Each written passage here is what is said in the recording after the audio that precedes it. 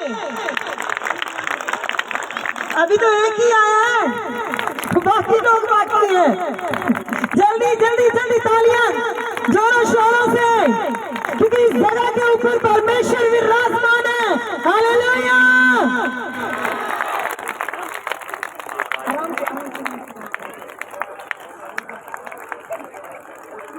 का गडरिया रहता।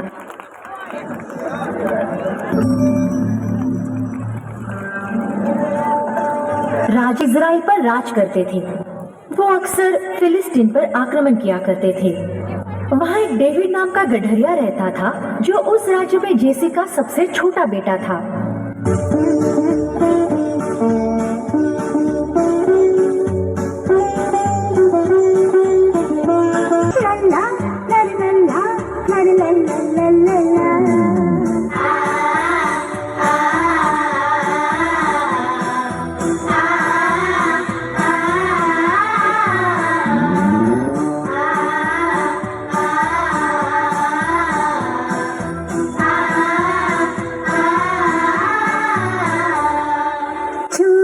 सदा सितार बजाता था, तालियों के साथ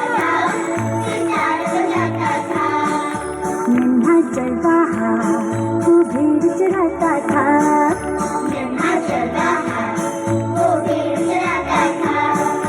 राजभवन में सितार बजाकर राजा सावल का दिल बहलाता था।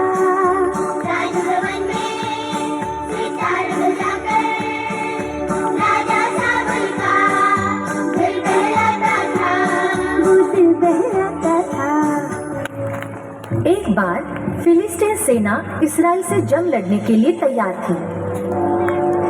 सिपाहियों, हम फिलिस्तीन के आगमन का इंतजार करेंगे। अगर हमने शुरुआत की तो काफी नुकसान हो सकता है, क्योंकि जो ढलान हमारी युद्ध में रक्षा कर रही है वो तबाह हो जाएगी। फिलिस्तीन जब इंतजार कर रहे थे, तब एक विशाल आदमी लगभग 9 फीट लंबा पूरे पोशाक के साथ लड़ाई के मैदान में उतरा। उसका नाम था गोलायत।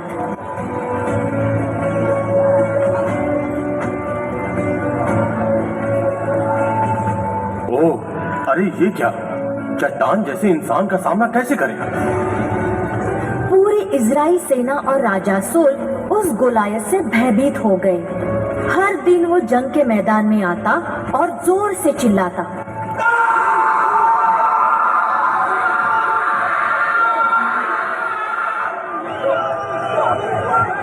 अगर कोई सामने से मुझ पर हमला करेगा तभी मैं जवाब दूंगा। 40 दिन हो गए बिना लड़ाई किए। हम उस गोलायत का सामना नहीं कर सकते। फिलिस्तीनियों की सेना आई राजा से युद्ध करने, राजा से युद्ध करने।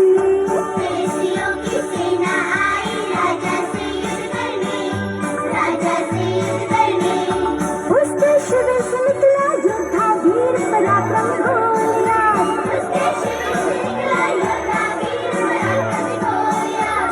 तीरों से ऊंचा वो दिखता एक राक्षस के समान, उसने युद्ध को ललकारा।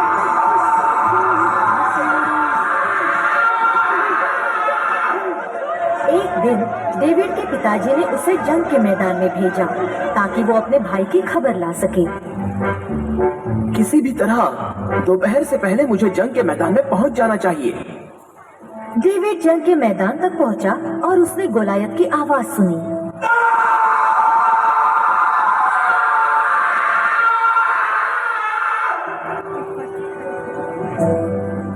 यहाँ कोई मुझसे लड़ना चाहता है तो मैं लड़ने के लिए तैयार हूँ।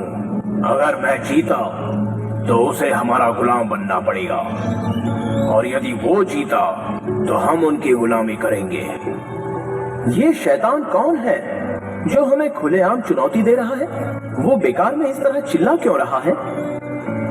ये फिलिस्तीनी सिपाही है, हम इससे नहीं लड़ सकते।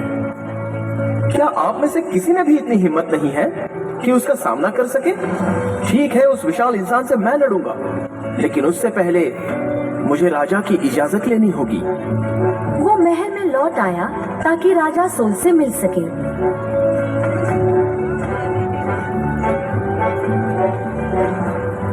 मेरे महाराजा, मैं यहाँ राजमहल में इसलिए आया हूँ ताकि आपकी इजाजत ले सकूं। क्या मैं जान सकता हूँ तुम्हें किस बात की इजाजत चाहिए मेरे बच्चे? ऐसा लगता है कि हर कोई गोलायत से लड़ने के लिए घबरा रहा है। अगर आप इजाजत दें तो मैं उससे लड़ना चाहूंगा। नहीं, मैं इस बात की इजाजत नहीं दे सकता। तुम अभी बहुत छोटे हो। तुम्हें कैसे लगता है कि वो तुमसे शिकस्त खा जाएगा? वो सारी बातें मैं ईश्वर पर छोड़ देता हूँ।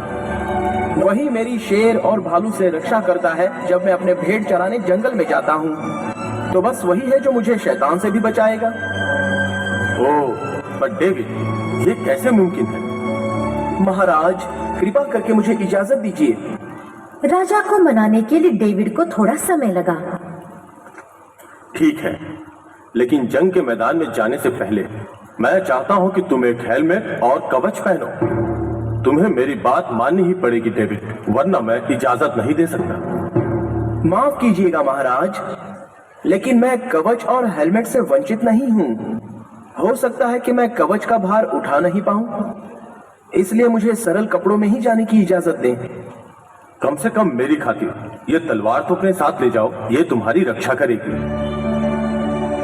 मेरा ईश्वर ही मुझे शक्ति और रक्षा प्रदान करेगा। वही है सच्चा रक्षक। ये देखिए, मेरे पास मेरा हथियार है और ईश्वर ने मुझे इसे चलाने का हुनर भी दिया है। आप बिना संकोच इजाजत दे दीजिए। जीत तुम्हारी कदम चूमे। डेविड अपने सरल कपड़ों में महल से निकल गया, अपनी गुलेल और एक पोटली लेकर। पहले मुझे अपने गुलेल के लिए कुछ पत्थर ले लेने चाहिए। वक्त आ गया है उस शैतान से लड़ने का। डेविड ने 5 छोटे पत्थर उठाए और अपनी पोटली में डाल लिए। डेविड जंग के मैदान की ओर निकल पड़ा। गोलायत ने डेविड की ओर देखा। नीचे देखो, मैं तुम्हारा मुकाबला करूंगा। मैं तुम्हारे साथ जंग करने के लिए तैयार हूँ। ए पिद्दी लड़के, तुम मेरा सामना करोगे? मैं तुम्हें अपने पैरों तले कुचल दूंगा। ये क्या बेइज्जती है? तुम लोगों ने एक छोटे से बच्चे को महान गोलायत के साथ लड़ने भेज दिया। शर्म नहीं आई तुम्हें? तुम्हारे पास तलवार और भाले होंगे, लेकिन मेरे हथियार हैं इस संसार के रचयिता ईश्वर। वो हमारे सेना के भगवान है, जिनका तुमने अभी मजाक बनाया था। आज भगवान मेरी मदद करेगा ताकि मैं तुम्हारा सर धड़ से अलग कर दूं। इसके बाद पूरी दुनिया जान जाएगी, जंग सिर्फ तलवार से नहीं जीती जाती, पर जीती जाती है ईश्वर की ताकत से। ये तो तय है कि आज मैं तुम्हें मार कर ही रहूंगा। गोलायत डेविड की ओर बढ़ा।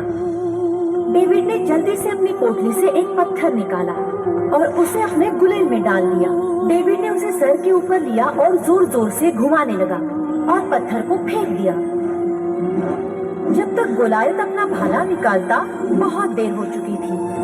पत्थर जाकर गोलायत के सर पर लगा और वो सीधा जमीन पर गिर पड़ा। मैं तुम्हारे ही तलवार से तुम्हारे सर को तुम्हारे धड़ से अलग कर दूंगा। ये कहकर उसने गोलायत के सर को काटकर उसे मार डाला। भागो भागो, गोलायत नहीं रहा, वो मर चुका है। अपनी जान बचाओ, हमारा रक्षक मर चुका है। हमारे दुश्मन भाग रहे हैं, चलो उन पर हमला करके विजय हासिल करें। उस दिन एक बड़े युद्ध में विजय हासिल हुई, क्योंकि डेविड को ईश्वर की ताकत पर भरोसा था। प्रभु जब किसी को शक्ति प्रदान करता है, उसके सामने शारीरिक शक्ति और शस्त्रों की शक्ति कमजोर पड़ जाती है। बालक दाऊद द्वारा शस्त्रों से लदे वीर योद्धा गोलियात का पराजित होना भी यही दर्शाता है।